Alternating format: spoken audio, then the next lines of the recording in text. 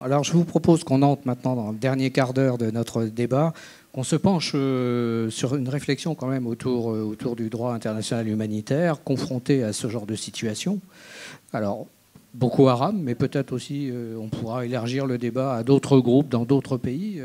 On est effectivement dans des contextes en fait face à des groupes terroristes, djihadistes et autres. La première question peut-être c'est pour vous, Zoran, c'est le CICR a obligation de dialoguer avec toutes les parties. Comment déjà au Nigeria êtes-vous amené à pouvoir dialoguer, entretenir un dialogue avec ces groupes ? Je crois que le Nigeria n'est pas différent d'autres contextes où il y a des groupes d'insurrection armés. Ces groupes ne sont pas nés in abstracto.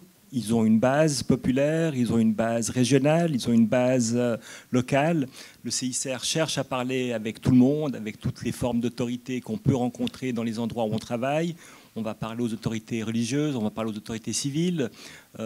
Marc-Antoine le répétait, Boko Haram a eu une existence tout à fait légale. Il y avait quand même, il faut le rappeler, jusqu'en 2009, un commissaire pour les affaires religieuses dans l'État de Borno qui se trouvait accessoirement être le beau-père du leader de Boko Haram. Il faut aussi rappeler à cet effet que les gouverneurs au Nigeria jouissent d'un pouvoir colossal.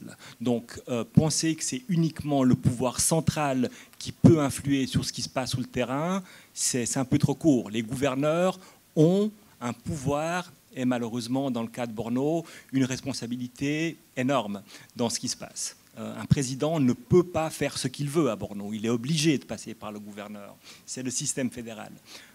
Nous, on cherche à parler à tout le monde. On a plusieurs possibilités de le faire, que ce soit dans nos activités. Aujourd'hui, le CICR a un programme qui vient en aide à des veuves en ville de Maïdougouri. Nous, on ne fait pas le choix. Nous, on ne décide pas quelle veuve est une bonne veuve, quelle veuve n'est pas une bonne veuve. Donc nous, on veut aussi croire que par le biais de notre travail, c'est la meilleure information qu'on puisse passer sur notre impartialité, que nous ne sommes pas dans le nord-est du Nigeria pour juger qui que ce soit. Ça, ce n'est pas notre travail. Nous, ce qu'on veut, c'est nous assurer qu'il y a une protection, une assistance minimale pour les populations. Et par ces activités, on arrive à développer des contacts avec toutes les parties prenantes au conflit. Ce n'est pas facile. Le Kanouri de base est un personnage méfiant, qui ne s'ouvre pas comme ça au premier venu. Donc c'est un travail de fond. Le CICR a commencé ce travail au Nigeria, comme il l'a fait au Mali pendant de très longues années. Et puis effectivement, il y a un jour où on peut nous capitaliser sur ces efforts qui ont été faits pour établir un dialogue beaucoup plus articulé, structuré avec les groupes insurgés. Mais est-ce que gardez le micro peut-être, parce que est-ce que ce phénomène en fait de guerre asymétrique, de criminalisation en fait des événements bellicistes, de ce côté aussi d'ultra-violence médiatisée, est-ce que ça change à vos yeux quelque chose aujourd'hui dans les principes d'action humanitaire ou même au niveau du DIH? Est-ce qu'il y a des ajustements à faire ou est-ce que les outils restent toujours bons? Écoutez, je sais qu'il y a des juristes dans la salle. Je crois qu'il y a un article 1 commun aux 4 conventions de Genève, article auquel M. Brahman me permettra de continuer de croire. C'est la responsabilité de respecter, de faire respecter. Le droit international humanitaire n'est pas l'affaire d'un État, c'est l'affaire de la communauté des États. Vous savez que les conventions de Genève sont le traité international le plus ratifié de la planète. Et pour nous, ces conventions ne sont pas juste un texte. Pour nous, c'est quelque chose de très dynamique. Maintenant, si les États estiment un jour, prochain ou pas, que le droit international humanitaire est dépassé et démodé, il leur appartient à eux de dessiner quel sera le futur de ce droit. En attendant, il ne faudrait pas jeter le bébé avec l'eau du bain.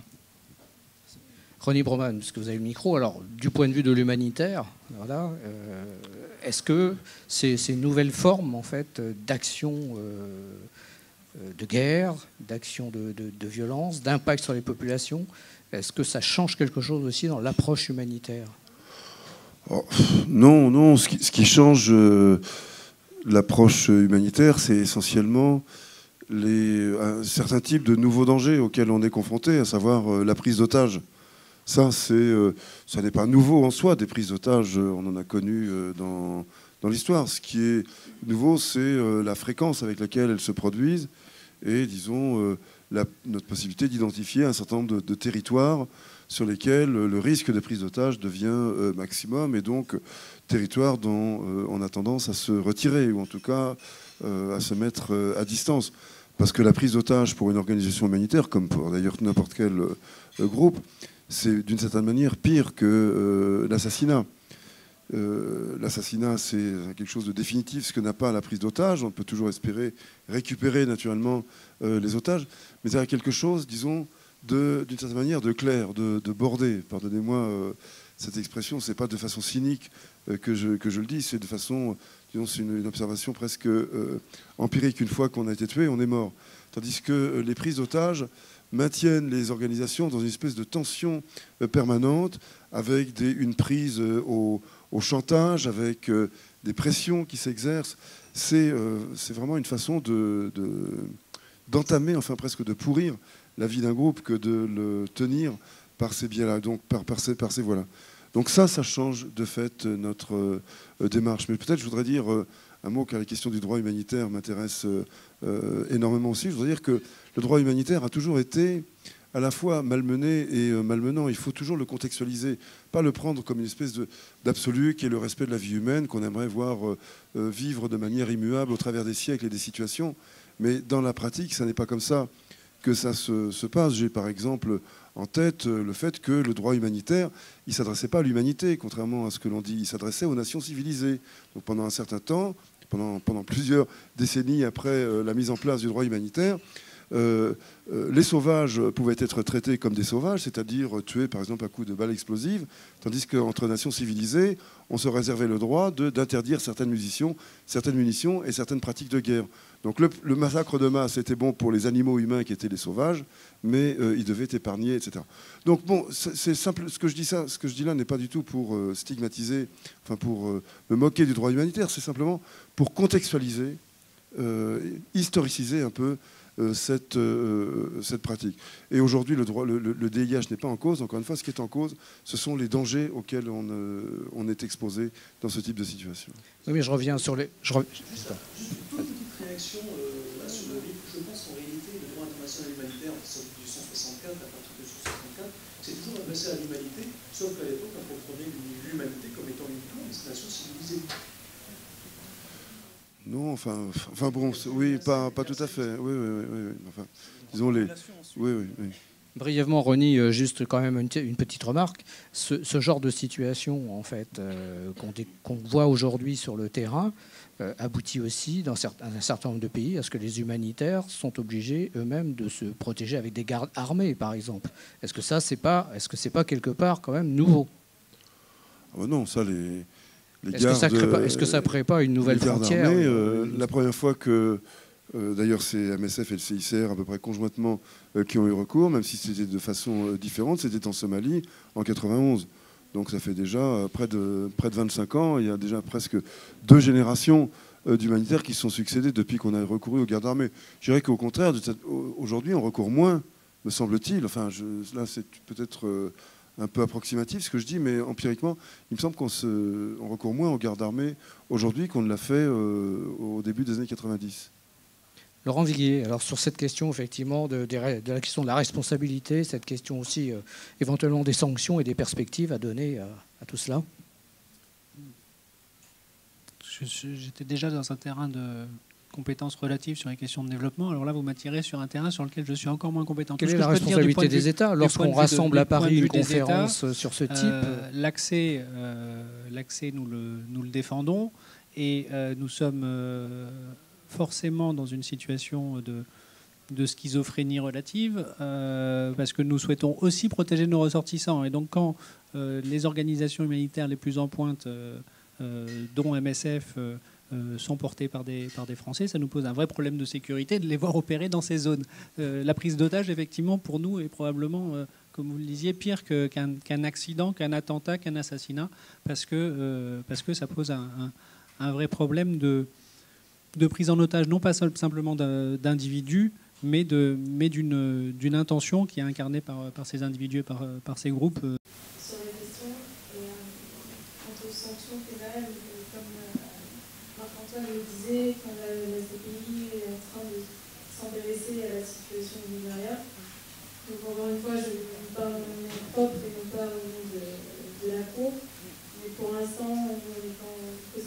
très préliminaire, mais là, ça donne plus sur les sujets. Marc-Antoine, justement, pour poursuivre là-dessus, sur ce que vous disiez tout à l'heure autour de cette... Pour l'instant, je joue pas un rôle important. Sur le droit international humanitaire, je ne vois pas en quoi la situation du Borno devrait amener à modifier le droit international humanitaire. D'ailleurs, à ma connaissance, maintenant je parle sous votre contrôle à tous les deux, les rares organisations humanitaires présentes dans le Borno n'ont pas recours à des gardes armés. Vos véhicules continuent de circuler, donc on n'est pas dans le cas somalien. Donc je ne pense pas que le cas nigérian devrait, de ce point de vue, amener à repenser toute l'architecture du droit international humanitaire. Merci. Zoran Joveljić, peut-être en conclusion, un mot quand même sur les perspectives. On a beaucoup parlé par exemple de l'élection présidentielle, des élections générales. Oui. Quel type de perspective? Juste sur quelque chose a dit Ronnie Brauman. Dans mon esprit, attaquer une femme enceinte, que ce soit en Somalie, aux États-Unis, en France ou dans le pays où je suis né, qui n'existe plus, la Yougoslavie, c'est inacceptable. Donc pour moi, il n'y a aucun relativisme culturel apporté à des valeurs de base qui sont des valeurs finalement très sensées. Moi, en 25 ans de travail, j'ai jamais rencontré quelqu'un qui m'a dit « ma mère a été violée, mais rassurez-vous, c'est culturel ». Ça n'existe pas. Donc pour moi, le DIH protège des gens en situation exceptionnelle, ce sont des situations de guerre. Le DIH n'interdit pas le conflit, vous le savez, le DIH n'interdit pas de tuer, il interdit simplement d'infliger des souffrances qui sont disproportionnées par rapport au but qui est recherché. Donc pour moi, comparer aujourd'hui le Nigeria avec les États-Unis au moment de l'ouragan, moi j'ai un petit peu de peine. Moi je crois qu'on parle de deux choses totalement différentes. Vous avez dit tout à l'heure que finalement MSF aurait dû s'impliquer sur l'ouragan Katrina. Voilà. Donc moi je voulais juste réagir que le DIH pour nous représente une valeur qui est commune à l'humanité. Voilà. Maintenant pour ben écoutez, oui, il y a quand même 189 États qui sont partis, 192 États, Ghislaine, qui sont partis aux Conventions de Genève. Donc, prends un micro, Ronnie, si tu veux qu'on t'entende. 196, pardon, j'ai perdu le fil, là. Je suis resté trop longtemps au Nigeria. 196, pas 192. Oui, alors effectivement, on peut à ce moment-là dire que tant qu'il y a des voleurs, les lois qui punissent les voleurs ne servent à rien. Donc moi, j'ai un petit peu de peine avec cette approche. Mais ça, c'est très personnel. Pour réagir à votre dernière question, le futur de l'aide humanitaire dans n'importe quel pays au monde, il passe par la volonté politique des autorités. Et c'est là, finalement, qu'est le nœud du problème. Le CICR pourrait mobiliser aujourd'hui 10 fois plus de personnes, avoir un budget supérieur de 10, 15, 20 fois, comme disait Marc-Antoine. Il faut qu'il y ait une volonté politique d'accepter que le pays, en l'occurrence le Nigeria, doit bénéficier des mêmes conditions de développement indépendamment des régions où ce développement doit avoir lieu. Il faut, à ce sujet, rappeler que le Nigeria, depuis son indépendance, a été beaucoup plus dirigé par des hommes politiques du Nord, y compris des militaires du Nord, que par des militaires du Sud. Donc si, effectivement, pour revenir à une autre question que vous avez posée, je terminerai là-dessus, si c'était un président du Nord qui arrivait au pouvoir en 2015, il ne faut pas du tout prévoir qu'on va raser gratuitement la population du Nord-Est. Pas du tout. Merci. Il est 19h, c'est le temps de conclure notre débat. Merci chaleureusement à tous nos intervenants de nous avoir éclairés sur ces différents points. Voilà, nous sortons plus intelligents de ce débat et je remercie chacun. Et merci à vous de l'avoir suivi. Et donc, nous vous donnerons rendez-vous pour un prochain 5 à 7 dans 2 mois. Merci.